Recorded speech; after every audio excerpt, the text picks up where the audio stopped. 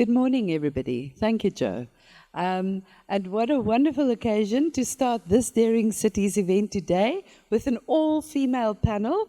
And we have to thank our Secretary General, Gino Van Begin, sitting here in front of us, asking me to moderate because this is normally a seat he takes. And thank you, Gino, for making sure that we are making a bit of a statement, a small one, but a very important one, that we're an all-women panel. Thank you very much. And I can tell you what a formidable panel of leaders these are. So as we gather here today, Gina, you've said it all, very warm welcome to everybody. Make sure, because our Secretary, Marjorie Kauffmann, is going to be speaking Portuguese. You have headphones there. Make sure that you grab them if you want. But that's the only house rules I'm conveying to you. I'm just very privileged to be your moderator today. As we reflect on COP29, it's clear that there was progress, but not yet at the scale or urgency the climate crisis demands. What stood out, however, was, of course, the leadership shown by our subnational constituency. ICLEI, through our role as the LGMA focal point and the CHAMP initiative together, helped ensure that local voices were heard, loudly and clearly. And at COP29's Urbanization Day and the third ministerial meeting on urbanization, led by UN Habitat, supported by us, we saw rare consensus. Urban action is one of the few areas where progress is both visible and collaborative. This sets the scene for today's discussion, how we build on that momentum and how subnational leadership can continue to shape the global climate agenda. So let's dive right into this exciting discussion. Don't have a lot of time, but I'm hopefully going to come back to you in a second round of questions. But as we start now, we are going to start off with the first round of questions around how your organization or your city or your state is contributing to multi-level NDCs 3.0s, and what your organization is doing or have done to advance this multi-level nature of the NDCs, which is what we know we all need and want. So maybe I could start with our Honourable Lord Mayor, Katja Dörner, from this lovely city, Bonn, who will be speaking about how the city of Bonn is accelerating citizen engagement for ambitious action to respond to the climate emergency. Mayor, the floor is yours. Thank you very much. And first of all, thank you for inviting me today. Being with the Daring Cities is always a wonderful experience and a wonderful opportunity to talk to other mayors and ambitious people who like to tackle climate emergency. And I think working together like that is extremely important. So thank you very much for that. And referring to your question, I think it's obvious that we cannot be successful in tackling the climate emergency if we don't convince our people and if we don't manage to get all people on board. So, and therefore in Bonn, it's one of our main focuses to talk to people and to involve people into all the processes. And we had a very broad process called Bonn for Future, where we ask the people in Bonn about their own ideas and perspectives on climate change and measures and strategies.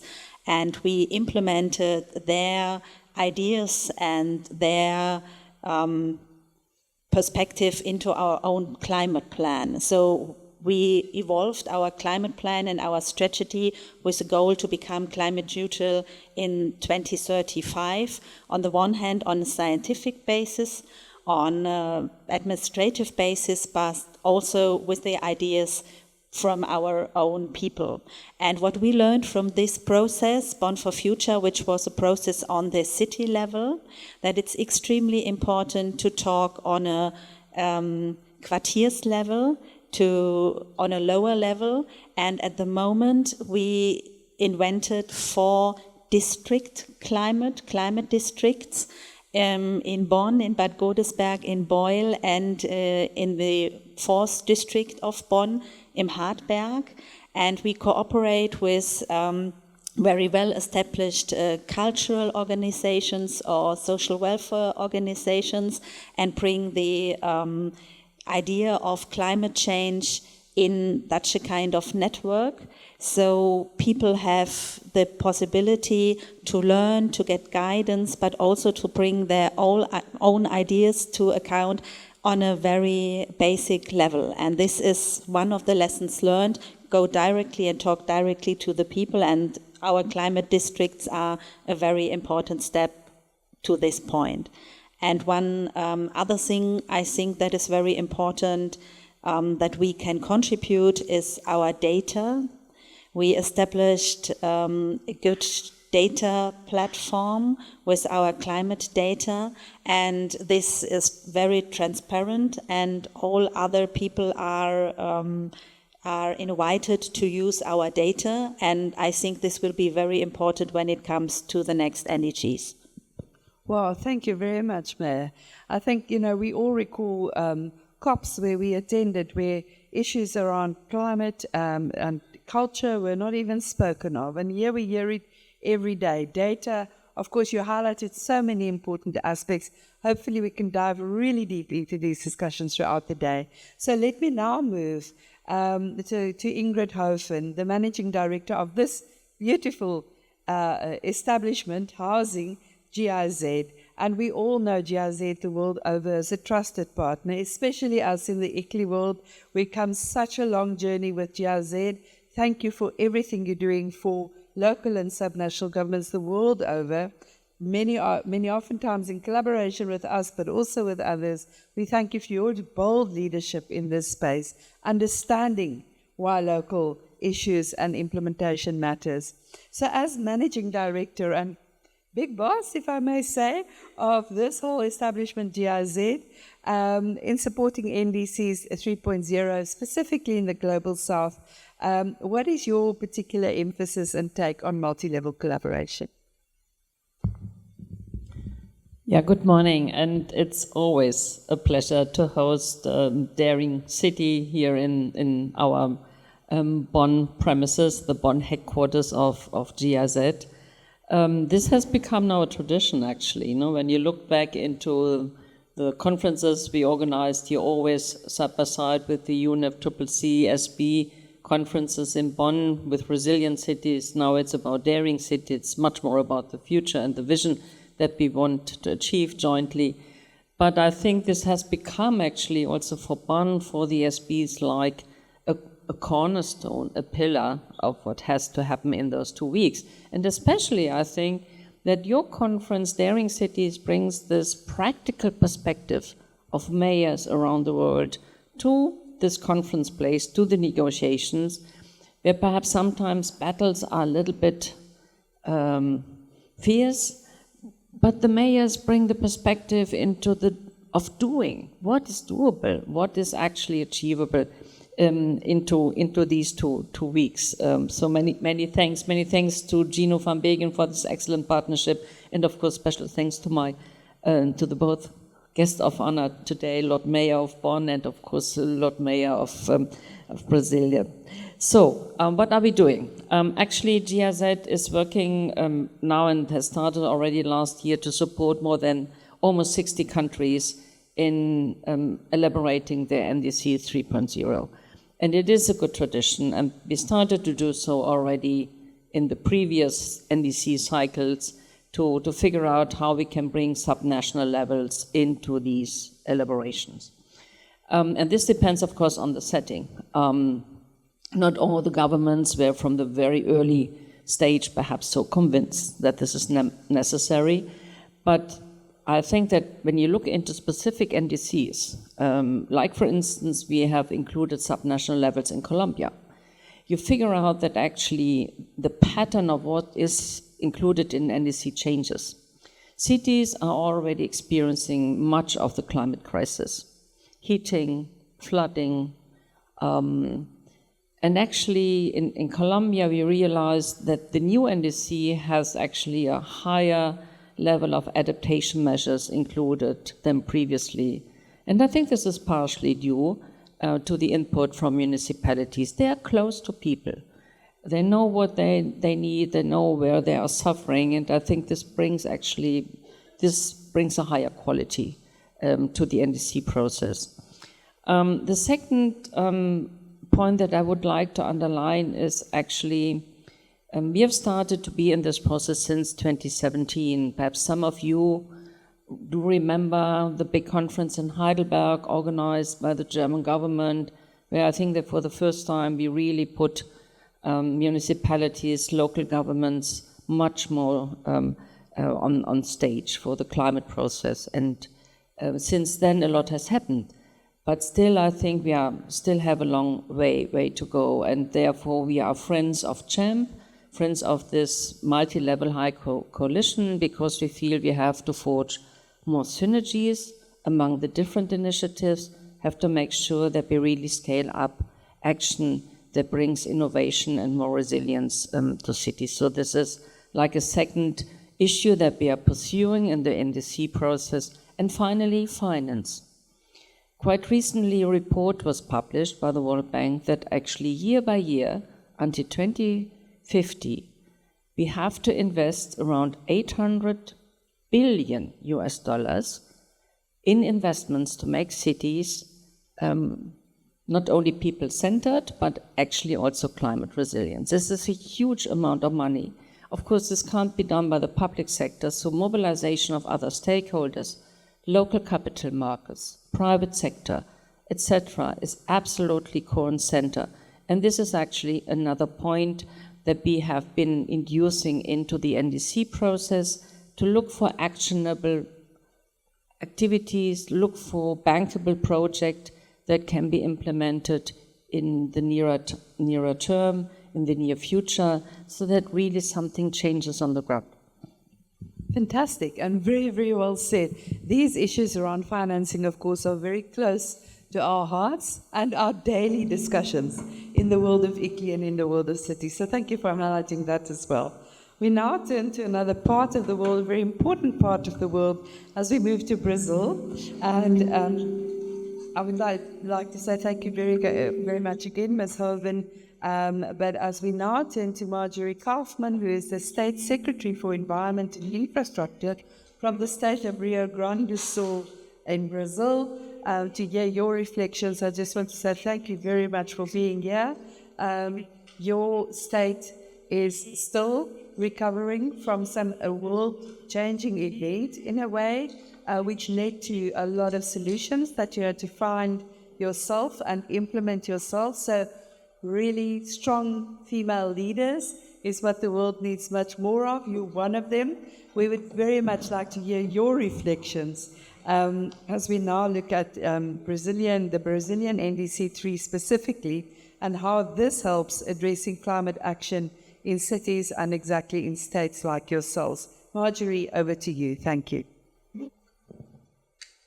Muito obrigada, é prazer estar aqui falando com instituições tão importantes e também para multiplicadores potenciais que nós temos, como outros prefeitos, outros líderes que possam estar envolvidos nesses fatores.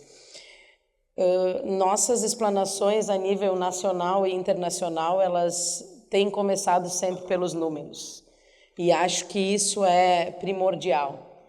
Então, nós não podemos esquecer que 95% do território do Estado foi atingido pela última enchente em 2024, que mais de 400 formas de acesso, estradas, pontes foram interrompidas, que mais de 80 mil pessoas foram resgatadas, em 2 milhões de pessoas atingidas, direta ou indiretamente. E nós reforçamos esse número para poder explicar onde foi o ponto de partida para o Estado.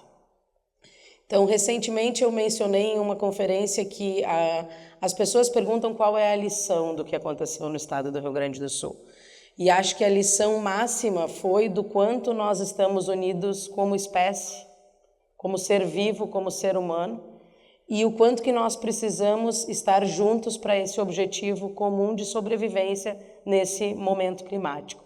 Então, esse ponto foi um ponto de partida, e quando nós falamos que as coisas acontecem no território, nos municípios, no campo, na cidade, assim como a ação vai vir desses territórios, o efeito é nesses territórios. E é muito forte, e é muito importante que a comunidade esteja sabida de tudo que está acontecendo, esteja consciente de tudo que está acontecendo. E nós falamos aqui da enchente do ano passado, mas neste momento nós temos mais de 20 municípios que estão, mais uma vez, sofrendo com inundações, que ocorreram durante os 3 últimos dias. Então, o padrão climático, ele alterou, e nós precisamos estar preparados para isso.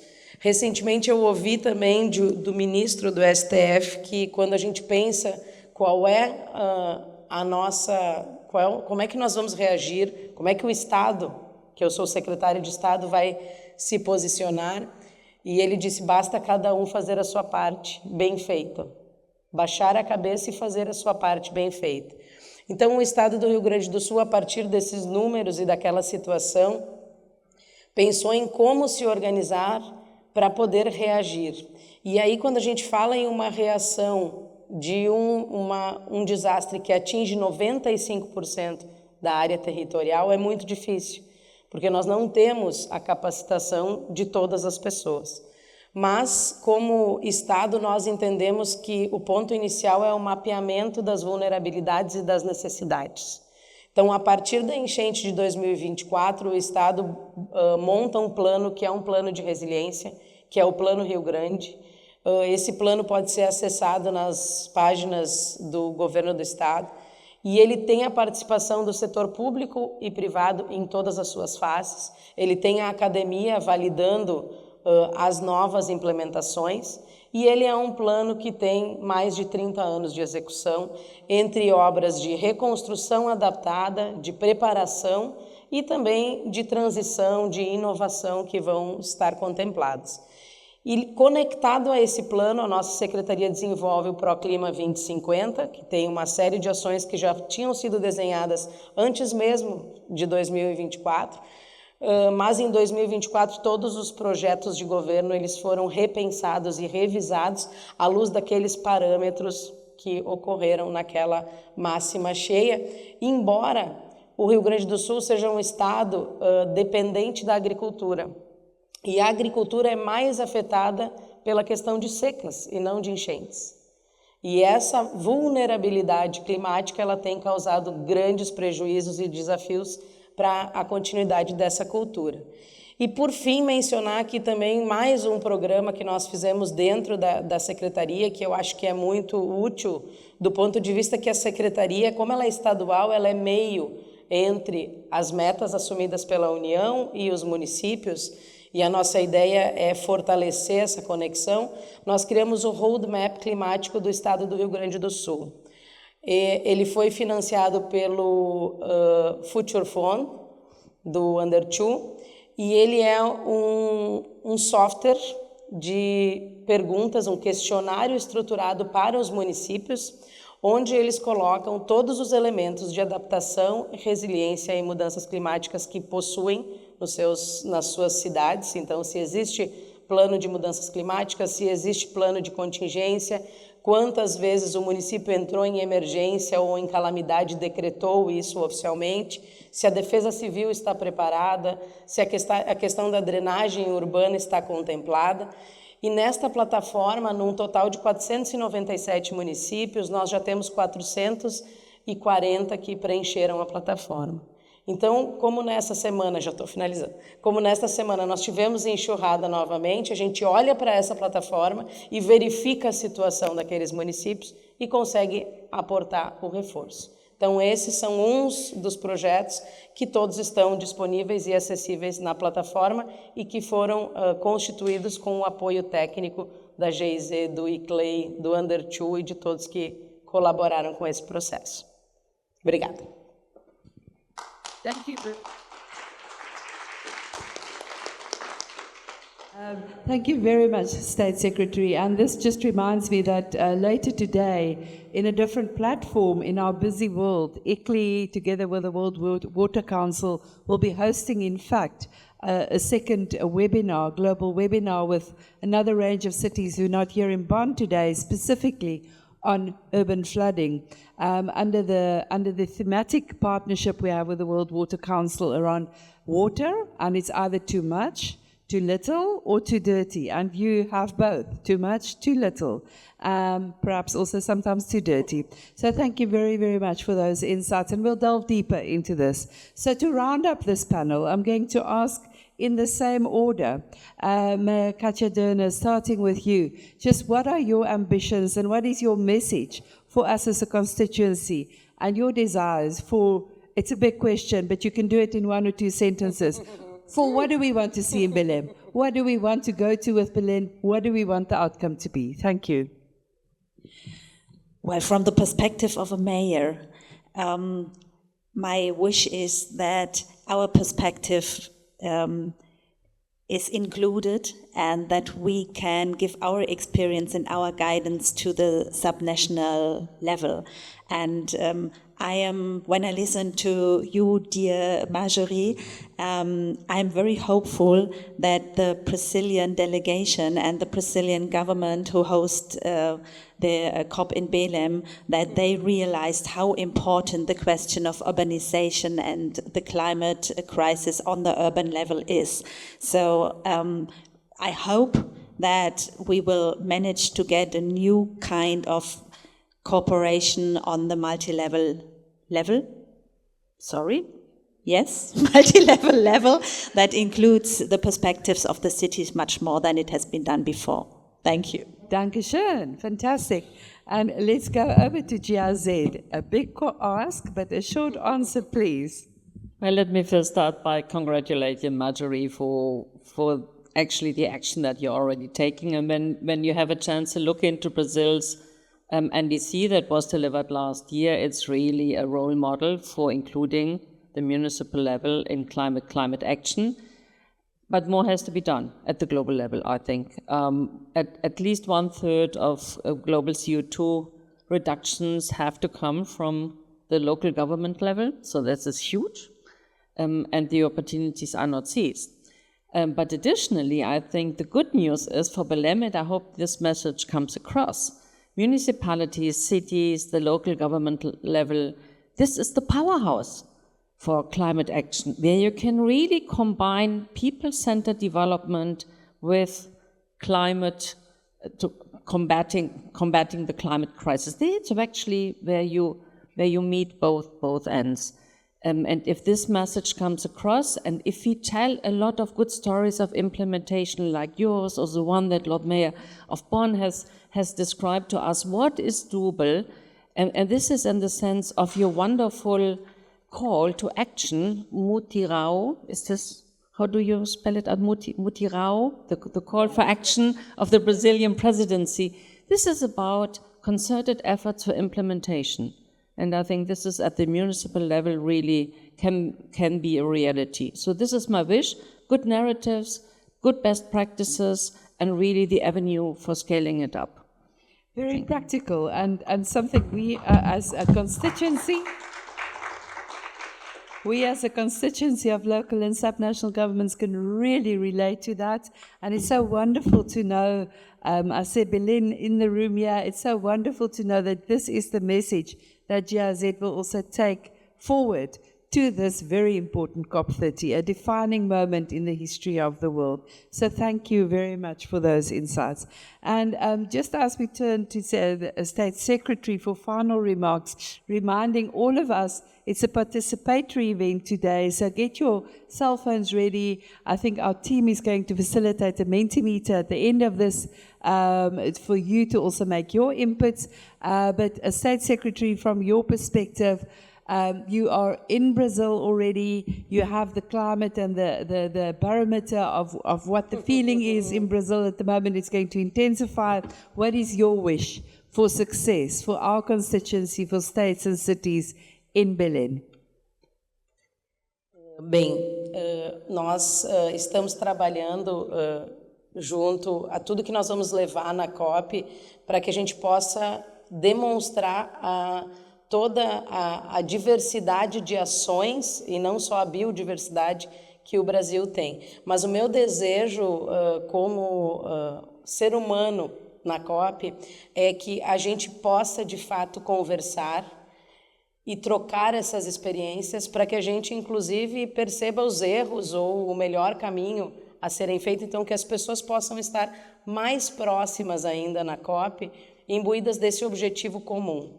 Então, que isso supere todas esses modelos que por muito tempo foram apenas acordos e que não chegaram na ponta. Então, que a gente esteja mais próximo enquanto espécie humana pensante para a prosperidade da nossa nação. Obrigada, obrigada, and we will try, and we will be there.